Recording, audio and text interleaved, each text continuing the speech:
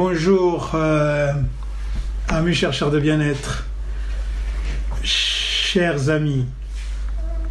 La monnaie de la vie qui est irremplaçable, irrattrapable, et le temps. Faisons donc du reste de notre temps les triomphes de notre épanouissement. Comme un arbre solide qui vous offre l'ombre, Speak Media vous donne le phare qui vous rend fort. Mon nom est Michel Imbeau, gérant retraité, initiateur et leader de Speak Media. Soyez chaleureusement remerciés de votre présence. Vous aurez également compris le plaisir qui est le mien. Alors, dans la première vidéo que j'avais dû faire, le programme était des quatre codes cardinaux qui nous poussaient encore un pas de plus vers l'accomplissement de nos objectifs. Au total, ils sont au nombre de 4. En un, il y avait l'inconfort. L'inconfort, j'ai parlé de la vie chère, enfin plutôt la vie difficile, et que la vie ne changera pas, c'est nous qui allons changer. Cette étape, c'est une étape qui est des résistances. Première étape vers la renaissance. Ça a été abordé comme faire dans la première vidéo. Le deuxième point qui était abordé avec, c'était la durée. J'ai parlé de la durée, paramètre indispensable à tout engagement sérieux. Parce que vous ne pouvez pas avoir un projet sérieux sans y mettre la durée.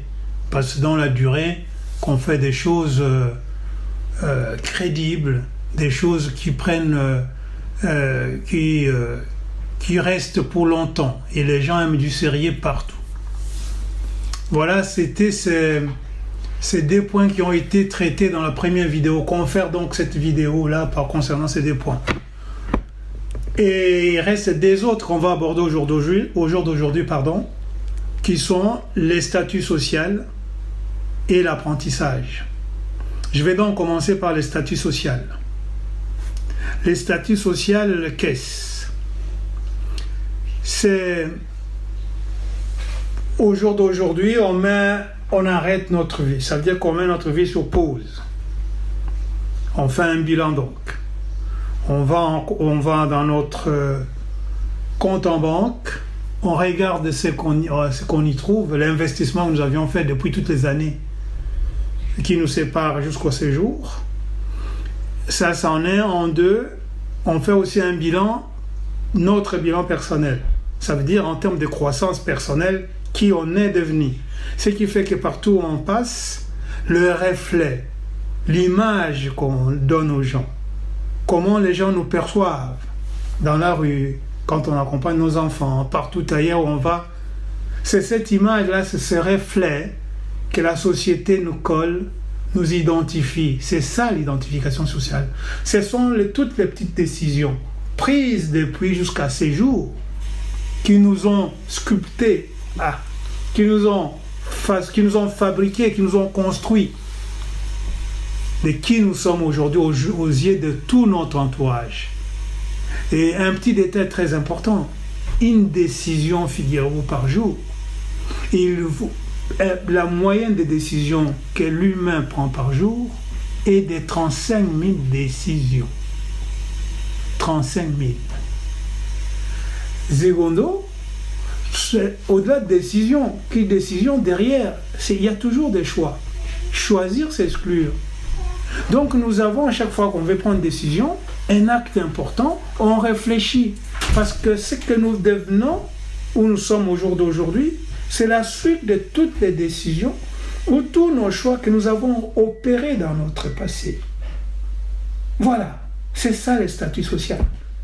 Mais ce qui est important, ce qui est formidable, c'est que si on a été un homme, en faisant le bilan aujourd'hui de ce qu'on est, on est un homme ordinaire et qu'on a constaté que le bilan nous donne comme homme ordinaire et on veut être un homme extraordinaire.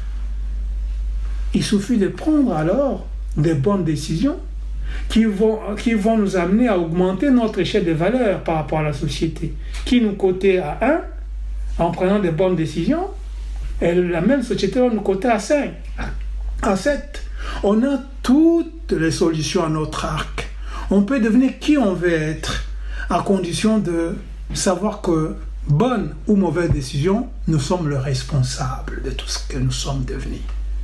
Des choses, les mères, très importantes, incontournables.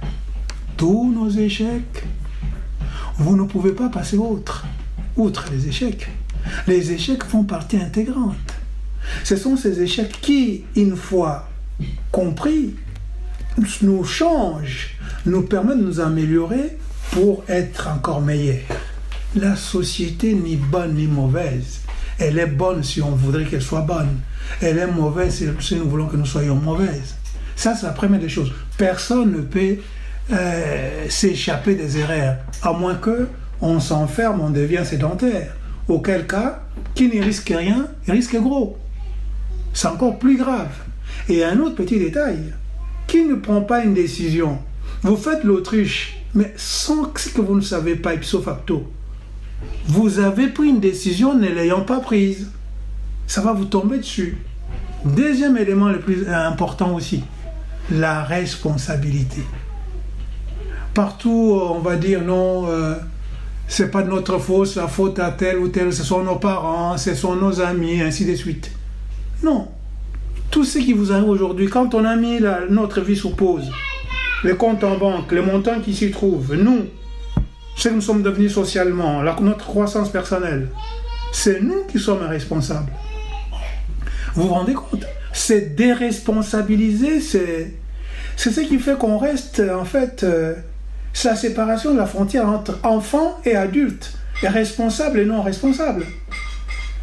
Vous voulez me dire que les coachs d'un match ou des matchs de football qui, quand ils ont échoué, ils ont fait ils ont été éliminés, démissionnent, ont tort? Non, ils assument les responsabilités. Donc dans la vie, il faut savoir assumer toutes les responsabilités. En assumant toutes nos responsabilités, on est responsable. Et donc ça, c'est très important.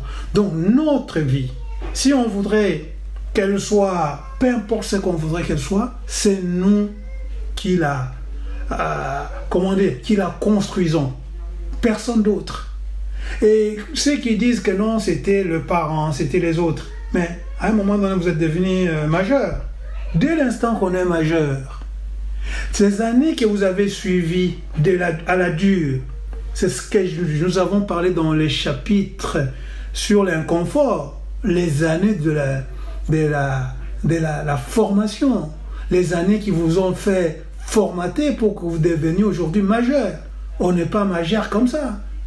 Donc c'est une bonne école de formation à la dure qui ont fait que vous soyez aujourd'hui qui vous êtes. Donc bref, vous avez toutes les possibilités pour devenir qui vous voulez être, à condition de savoir prendre conscience de vos responsabilités. Voilà, ça c'était le point numéro 3 sur le statut social. Si on veut augmenter, être un homme extraordinaire, on sait ce qu'il faut faire. Enfin, le dernier point, l'apprentissage. Ici est la clé de voûte.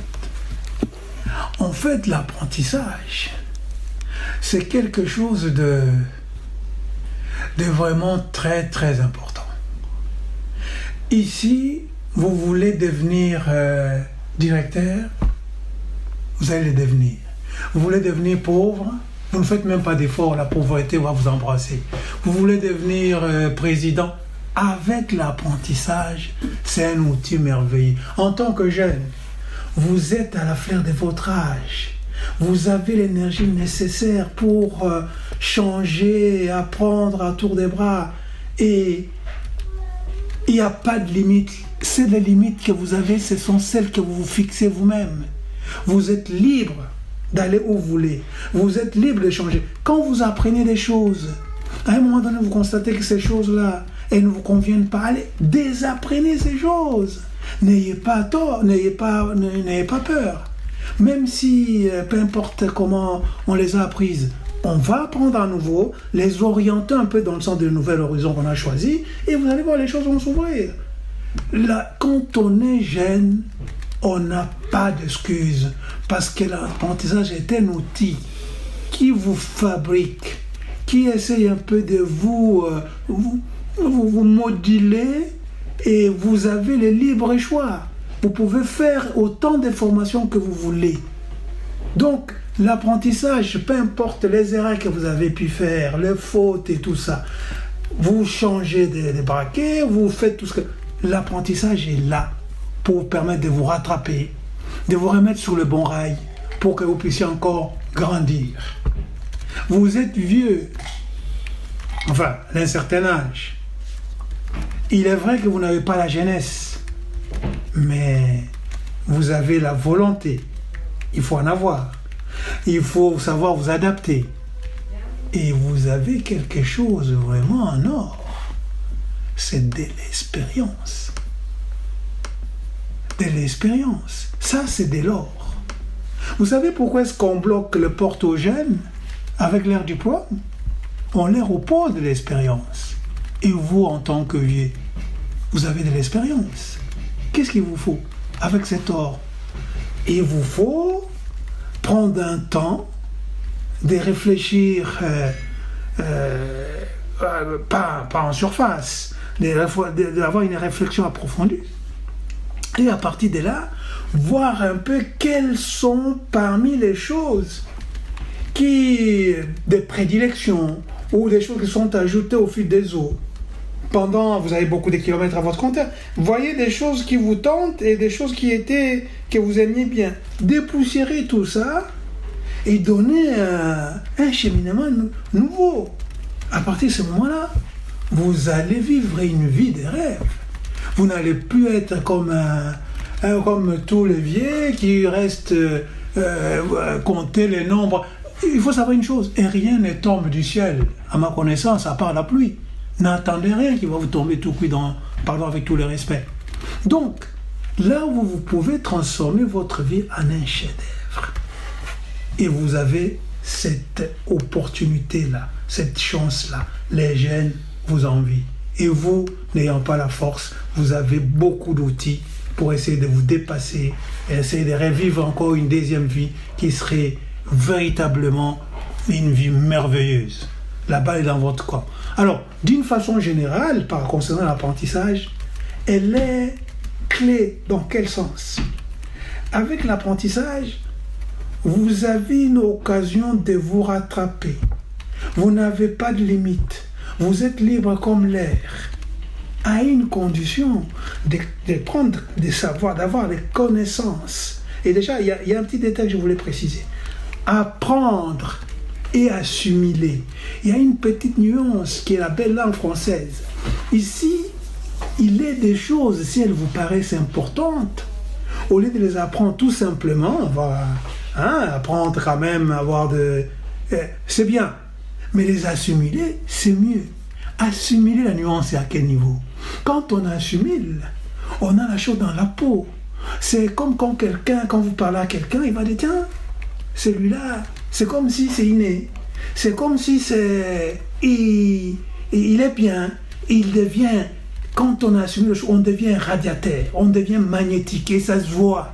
On ne force pas, ça coule des sources. C'est une nuance tout important. Auguste, comment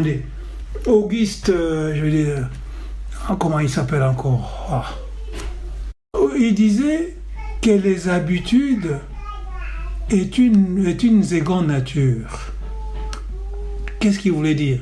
En fait, quand vous faites quelque chose comme des habitudes, à un moment donné, ces habitudes-là, comparées à votre façon d'être d'une façon innée, c'est tout comme du pareil au même. C'est-à-dire, c'est des petits détails tout simplement qui les différencient. C'est comme si vous portez le verre correcteur, il y a un petit écart, mais quand quelqu'un vous regarde de près, il a du mal à différencier. Donc là, au lieu d'apprendre tout simplement à assimiler ces choses-là, comme ça quand vous parlez, les gens auront envie, quoi. Hein, vous allez les emballer avec vous. C'est comme un leader qui, derrière, affoule. Pourquoi ? Parce que ce monde qui est derrière les suit parce qu'il a quelque chose qui les attire. Alors, en conclusion, par rapport à l'apprentissage, choisissez dans ce que vous aimez. Aimez ce que vous faites.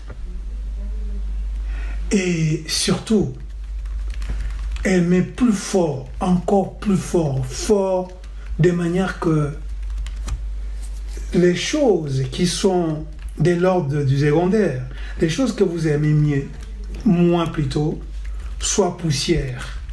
Encore mieux, là où vous avez choisi d'apprendre,